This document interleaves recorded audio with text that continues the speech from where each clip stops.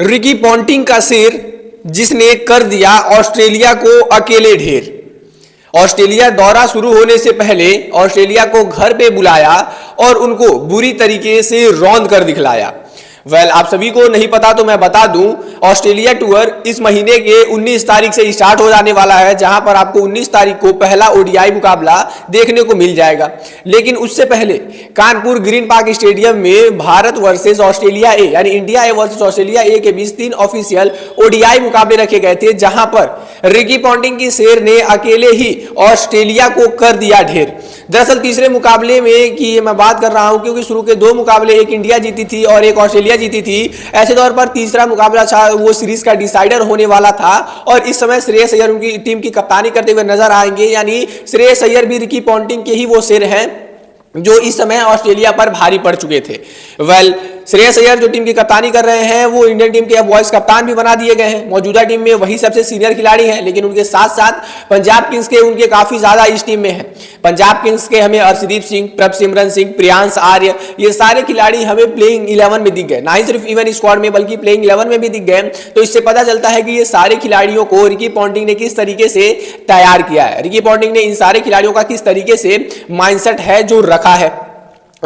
ये काफी सारी इंपॉर्टेंट चीजें हो जाती है। वहीं पर तीसरे ओडीआई की अगर पूरी मैं बातें करूं तो पहले ऑस्ट्रेलियन टीम बैटिंग करने आती है। उन्होंने निर्धारित अपने 50 ओवरों में 10 विकेट खोकर यानी वो ऑल आउट हो जाती है। हालांकि वो 316 रनों जैसा एक विशाल का लक्ष्य खड़ा कर देते हैं। 316 रन चाहे वनडे हो, चाहे ओडीआई हो, चाहे फिर कुछ भी हो, ये अपने आप में ही एक बड़ा टारगेट होता है 316 रनों का। उनके लिए सबसे ज्यादा रन उनके कप्तान जैक एडवर्ड्स ने बनाए। वहीं पर लियम शॉर्ट ने भी एक अच्छी पारी खेली।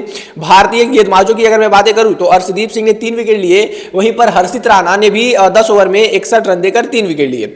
ये दोनों गेंदबाज फॉर श्योर ऑस्ट्रेलिया के टूर पर टीम इंडिया की प्लेइंग 11 में होने वाले हैं। इस वजह से इनको लगातार इंडिया ए के मुकाबले में चांसेस दिए गए।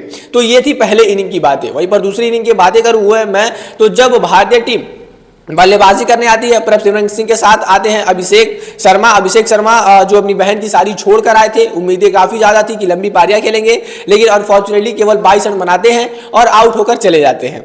वहीं पर मैं बताऊं तो प्रभसिमरन सिंह जो एक एंड से खेल ही रहे थे, उन्होंने शानदार पारी खेली। केवल और केवल 68 गेंदों का सामना किया और शतक लगा दिया। 106 रन 68 गेंदों पर। इस दौरान उन्होंने 7 चौके लगाए और 8 छक्के लगाए, यानी उन्होंने चौकों से ज्यादा छक्कों में डील की। और यह बताता है कि उन्होंने किस तरीके से ऑस्ट्रेलिया वालों को अपने घर पर बुला के पेला है। सारी अगर मैं बातें करूं तो कप्तान श्रेयस अय्यर ने भी काफी अच्छी बल्लेबाजी की, 62 रन बनाए। साथ ही साथ रियान पराग ने इस सीरीज का तीसरा कंसेक्यूटिव 50 लगाया 55 गेंदों पर। उन्होंने भी 62 रनों की पारी खेली और इतने मैं कहूं मजबूत पारियों की बदौलत भारतीय टीम ने इस मुकाबले को केवल 46 ओवर में यानी 4 ओवर पहले ही इस मुकाबले को जीत लिया। बताता है कि 316 रन जैसा भी जो स्कोर है वो अब हमारे लिए कुछ ज्यादा बड़ा बात नहीं है। हमारी बल्लेबाजी जो लाइनअप है वो किसी भी बड़े स्कोर को चेस कर दिखलाएगी।